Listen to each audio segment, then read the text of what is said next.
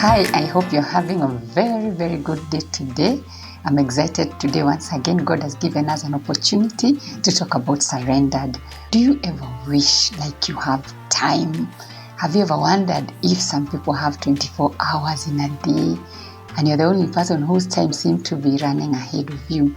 Do you wish you just have sufficient time in a day?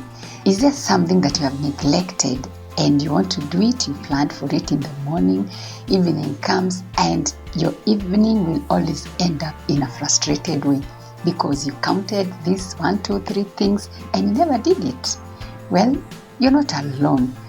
For once, I want to tell you today's video is inspired by such things that are happening in my life. Sometimes I just wonder, this is the time I woke up, these are the things I had in my in tray, and in the evening I look at my out tray and it seems kinda empty, meaning from morning till evening, if I had 5 or 7 things to do, perhaps I did 3.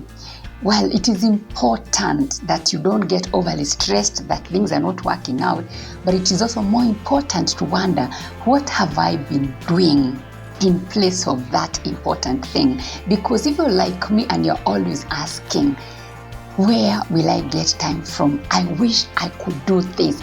I wish I could have done that. The fact is, if you have been wishing that you could do something, it simply means you have been doing something at the expense of that thing you wish you could be doing. Today I'd like us to talk about a story that I like, and we are not in church, but this is about God. Our relationships, they're all about God. I want us to read a story, and there's a verse that stands out in this story. You can read it again. It's in the book of Luke chapter 10 and verse 39, verse 40 and 41. But my main verse is in verse 40. It says this: but Martha was distracted by all the preparations that had to be made.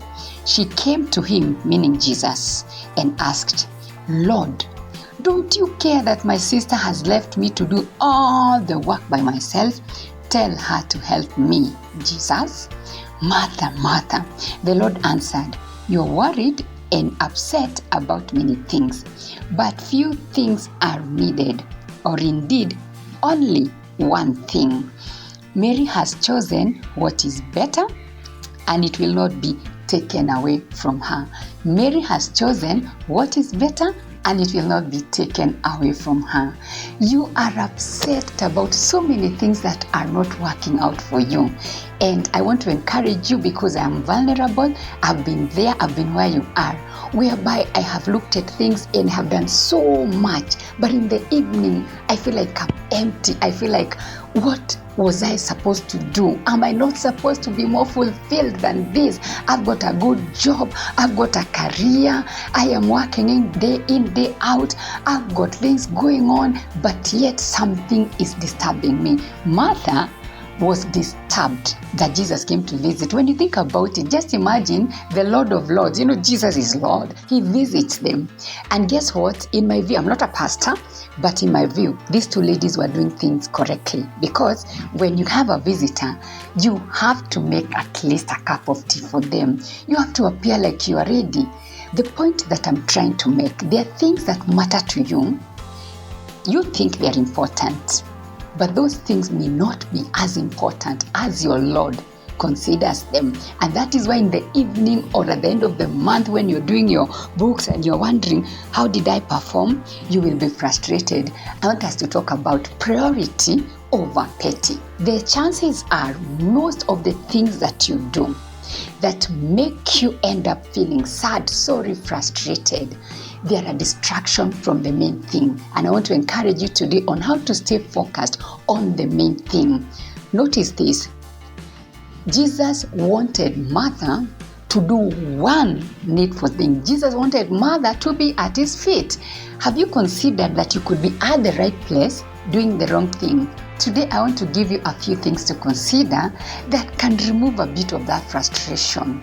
And that can only be found in some of these tips that I will give you. Number 1, be at the right place, doing the right thing. Do the needful. What is the needful thing? When you wake up in the morning, when you look at your schedule and you don't know, do I begin with this one? Do I end with this one? Who do I visit? Who do I listen to? Who do I talk to? Who do I not talk to? Begin by being at the right place, doing the right thing. That is the needful thing to do. Sometimes the best thing to do when you have so many things facing you like this, take time to ask the Lord, where do you want me to be, Jesus, today? What would you have me do, my Lord? You know, the word of God says that when my heart is overwhelmed, lead me to the rock that is higher than I am. Ask the Lord the simple things of your life. Ask the Lord to help you be sensitive to his voice, to give you ears that hear. Ask the Lord to give you the words that you need in your business, in your career, as you raise your children, as things are just overwhelmed, because they will be. Jesus said, we will occupy until he comes. So you will be occupied, you will be busy. But Jesus does not want you to lose your sanity, just working on the good things. Sometimes the good things are not the priority things. Sometimes the things that you consider good can be the petty things. Jesus obviously didn't think that Martha was doing what was permanently good. He thought Mary was doing the right thing. Start from home, talk to Jesus. Look at your time. There are many times when everything is not working out, and look for it at the place of prayer. Try that. Some schedules will have to change because you will realize that some of your priorities, they are wrong. Number 2, and it will be very hard. I know if you are like me, you say yes to so many things. You say yes to every request, almost every other request. You say yes to every opportunity. You say yes when you're called to go to church. Serving in church is very important. Being amongst brethren is very important.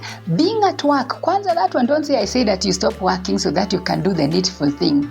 But what is that thing that you say yes to every now and then? I've found myself finding it very hard to say no to someone. But of late, as I grow older, I am actually learning to be very, very selective with my yeses. It's not every yes that is needful. You know, this is a fact. Every yes is a no to something else. And every no is a yes to something else. Don't suffer guilt. Don't feel sad. You cannot simply be everywhere with everybody at the same time. But even as you say no, just remember, your no can be with grace, so that you still minister to that person you're saying no to. Number 3, please, my friend, create time for what is needful. Going back to the story of Mary and Martha, create time for your personal time with God. This is not going to come easy, and I'm not saying I have made it. I am still disturbed that I don't always have that time that I'm asking you to do, but I'm working on it. You don't have to do most things to accomplish a lot, but you can do the important things and you accomplish what is needful. Number 4, and this is also important, stick to your needful, important thing. Stick and focus on what you think is important. If you woke up and you didn't plan, I am an expert in that. Sometimes I just think I'm going to remember this, But of late, when you come to my office, I have that notebook that I say, this one needs to be done. This one needs to be done. Needless to say, I don't end up doing all that. But when you create a diary, at least by the time you're closing off your day going home, you will have known, I put down this, I did this. But if you wake up surely and you don't have a plan, you've not noted down somewhere, do you know it is prioritizing life that gives you the best of the relationships? Do you know when you prioritize your life so well, you're able to tell, I don't need this kind of friendship. I need this kind of friendship. I need this kind of people around my life. And that you will only find it when you ask the Lord, who is this person that I spend a lot of time with, but they don't add value to my life? Who is this person that when I am with them, I end up thinking, I wanted to do so much, but I did so little? Stick to your schedule. You'll not manage all. Don't be told you'll manage all, but at least when you write down something, it shows you're planning. It shows you're thinking about your joy. It shows you're thinking about those other important people in your life. I am not advocating for being unavailable permanently, because you have to be found somewhere. Even Jesus found Martha and Mary in their house doing something. I am talking about you can't just lack time to prioritize what is important to you. Number 5, impress God. Don't impress yourself. Don't impress your image. Many times you will be carried away by thinking about who will say what about what I am doing. What will so and so say if I don't do this? So you spend a lot of time impressing somebody who does not even give a hoot about your joy. And after you have served people so much, they actually don't care. They actually don't remember. Few will remember, and those are the people I'm talking to you about. You should know who are those people that God has called into your life, and they are a priority. And if you don't serve where God has called you in their lives, you'll feel like a sadness. Don't forsake those ones. But there is this category. You look up so much to them, and when they call you, leave your family. When they call you, leave your job. When they call you, forget who you are. Don't impress people. Don't even impress yourself. Impress God. In the evening, if you normally have a journal and you're asking yourself, how did I perform? Ask yourself, what does God think about my performance today? What does the Lord say about my performance today?